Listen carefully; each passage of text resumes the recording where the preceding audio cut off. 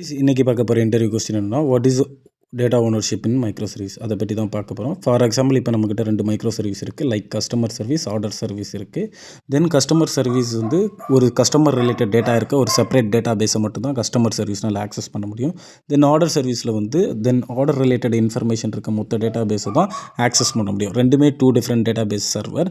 So இப்போ by default எனக்கு வந்து ரெண்டுமே ஒரே டேட்டா பேஸில் வேணும்னா, ஸோ அதோட நேம் வந்து என்ட்ரி லெவல் டிசைன் பேட்டர்ன். ஒரே ஒரு டேட்டா பேஸில் வந்து மல்டிபிள் மைக்ரோ சர்வீசஸ் ஆக்சஸ் பண்ணுற மாதிரி. ஸோ ப்ராப்பராக இருக்காது. அது proper way of design pattern என்னென்னா, so each microservices has its own database.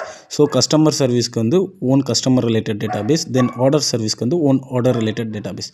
So இது ரெண்டுமே எப்படி கம்யூனிகேட் பண்ணணும்னா, so synchronous way of communication பண்ணலாம், இல்லைனா ஆசிங்க்ரனஸ் வே ஆஃப் கம்யூனிகேஷன் பண்ணலாம்.